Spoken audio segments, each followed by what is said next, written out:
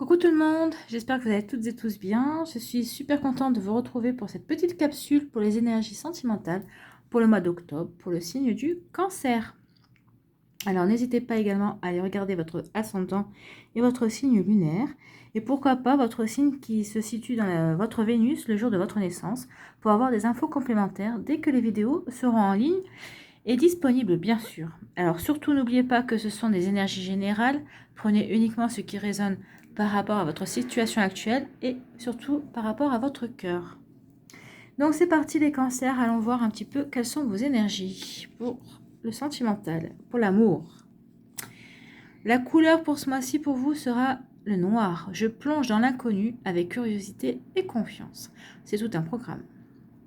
Donc là, ayez confiance dans l'inconnu et allez-y, soyez curieux. Alors, quel est le message avec le tarot de l'amour? On parle du 5 de cœur et de tristesse. Bon, effectivement, c'est pas une carte qui respire la joie, hein, comme on peut le voir. Il y a une personne qui est triste, qui pleure. On a les cœurs qui ont le cafard, qui sont couchés au sol. Donc, c'est vraiment une carte qui respire pas la joie de vivre. Hein. On est bien d'accord. Donc là, on vous demande de laisser les situations suivre leur cours. Alors peut-être que vous êtes encore peiné et par rapport à une situation, par rapport à un événement qui s'est produit. Alors on vous dit surtout de ne pas juger ce qui s'est passé et de laisser seulement la situation s'en aller afin de pouvoir entamer une guérison en fait. Hein. Alors le 5 de cœur correspond au 5 de coupe dans le tarot traditionnel. Donc on vous parle ici de lamentation, de perte, de chagrin et de changement dans vos relations. Donc le 5 des cœurs évoque ici la douleur, la déception ou les regrets qui se sont manifestés suite peut-être à une rupture sentimentale, en tout cas, qui se sont manifestés dans votre passé amoureux. Peut-être présent encore, c'est peut-être tout récent aussi. Hein. Donc il y a une situation qui vous a fait souffrir. Et en fait, vous êtes soumis à cette souffrance. Hein. Et là, on vous dit d'arrêter d'être triste et de... C'est comme si vous vous punissiez, en fait. Donc, arrêtez de vous punir, ça sert à rien. Les regrets ne font qu'entretenir la douleur. D'ailleurs, je pense que ce sera le titre de la vidéo. Les regrets entretiennent la douleur. Donc, si vous avez l'impression que votre cœur tremble, ce n'est que votre force de vie qui tente de se libérer de ces blocages, en fait. Hein. Ouvrez votre cœur et aidez-le à s'emplir d'amour. En fait, c'est peut-être pour ça aussi que vous êtes triste, parce que vous n'arrivez pas à ouvrir votre cœur, à vous ouvrir à l'amour. Alors déjà l'amour de vous-même, et parce qu'il faut déjà s'aimer pour pouvoir pour entamer une guérison par rapport à cette tristesse que vous avez en vous.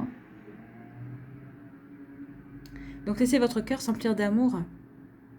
Ni la lutte, ni la rancune, ni la fuite ne peuvent engendrer un progrès. Hein. Donc ne fuyez pas. Ne luttez pas contre votre chagrin, surtout pas. Et n'ayez pas de rancune, parce que si ça s'est passé comme ça, c'est peut-être il y avait des raisons que ça se passe comme ça. On n'a pas toujours toutes les réponses. Quand les événements se produisent dans notre vie, vous les aurez bien plus tard. Mais bon, c'est que vous avez peut-être à progresser sur certaines choses. C'est que cet amour ne devait pas continuer à exister dans votre vie. Ou peut-être que c'est juste un break. C'est peut-être aussi pour ça que vous êtes triste, parce que c'est un break. Mais bon, si vous avez fait un break, c'est peut-être parce que l'un ou l'autre n'était pas prêt ou qu'il y avait encore des choses à travailler. Donc on vous demande de laisser les choses être ce qu'elles sont. Et oui, pleurer parce que les larmes, ça nettoie les blessures, ça nettoie le cœur. Ça nettoie plein de choses, les larmes. Donc votre guérison est en train de se mettre en route et vous allez bientôt vous sentir mieux. Ayez confiance. On vous demande de prendre de la distance aussi avec ces situations extérieures et que si vous cherchez une réponse, la réponse, elle est en vous. Vous la connaissez, la réponse. Pourquoi vous avez... si c'est vous qui avez décidé de rompre, malgré, parce que même quand on choisit de rompre, hein, on est triste et on pleure aussi parce que c'est pas toujours simple d'être l'instigateur de la rupture. Peut-être des fois parce qu'on n'en peut plus de la personne d'en face qui ne veut pas avoir certaines choses. Donc là, on vous dit que si vous aviez si vous vous posez une question par rapport à ça, par rapport à cette rupture, par rapport à cette tristesse, on vous dit que la réponse, elle est en vous. Hein. Et puis vous voyez, vous êtes consolé quand même. Vous n'êtes pas seul sur la personne qui est triste, n'est pas seule sur l'image. Et il y a quelqu'un qui est derrière, qui est dans le fond. Donc à mon avis, c'est une relation qui arrive en fait. Hein. On peut l'avoir de deux manières. Soit c'est une relation qui est passée, mais comme on vous dit de lâcher prise sur une relation passée, on vous dit que c'est une personne qui est à vos côtés et qui vous regarde. Alors que cette personne que vous la connaissiez, que vous ne la connaissiez pas. Mais en fait, il y a déjà des énergies de renouveau en fait. Hein. Et là, on vous dit que en entamant votre guérison, en ouvrant votre cœur, justement, vous allez pouvoir vous ouvrir à l'inconnu et, et vivre cet inconnu avec curiosité et confiance. Donc, on vous demande d'être curieux et d'avoir confiance en votre futur amoureux. Et je trouve que c'est très joli et que c'est très bien. Et qu'il faut, oui, avoir confiance. C'est pas parce que vous êtes seul aujourd'hui que vous le serez toujours. Ou même si vous êtes en couple, peut-être qu'il y a des choses qui se passent pas très bien. Donc là, on vous dit que la réponse, vous l'avez en vous. Donc, soyez curieux de l'inconnu et n'ayez pas peur de cette tristesse. De toute façon, tout est passager, hein, que ce soit la tristesse, le bonheur, les surprises, la chance, la malchance. Tout ne fait que passer dans la vie. Alors, des fois, plus ou moins long, hein, plus ou moins longtemps, mais bon, ça passe. Allez, pour le premier décan, quel est le message? On parle de doute. Bah justement, vous voyez, peut-être que c'est ça, les doutes. Réflexion, recul nécessaire. Donc, vous avez des doutes, vous voulez réfléchir, prendre du recul. Donc, c'est peut-être ça qui vous rend triste aussi, parce que vous avez des doutes. Hein. Et on vous dit que de toute façon, la réponse, elle est en vous. Voilà, on est avec le premier décan, on est complètement en raccord avec la première carte. Hein. Pour le deuxième décan des cancers, on vous dit que le bonheur, l'harmonie et la vie en rose. Donc, peut-être que vous allez être à un autre cap. Vous êtes déjà, votre guérison est déjà bien entamée. Et vous allez vous plonger dans l'inconnu avec curiosité et confiance. Et vous allez trouver l'harmonie et le bonheur, que ce soit en couple ou célibataire, à vous de voir. Mais il y a quelque chose ici qui est l'amour. Tout est beau et tout est rose. Hein. Tout est beau et tout est magnifique. Alors, le message pour le troisième décan, on vous parle de chance. Oser, la chance est une opportunité. Justement, oser, hein, c'est là. Osez l'inconnu, osez tenter de la curiosité et ayez confiance. Et détachez-vous de votre tristesse. Et la chance, peut-être que ça va être votre chance aussi de guérir.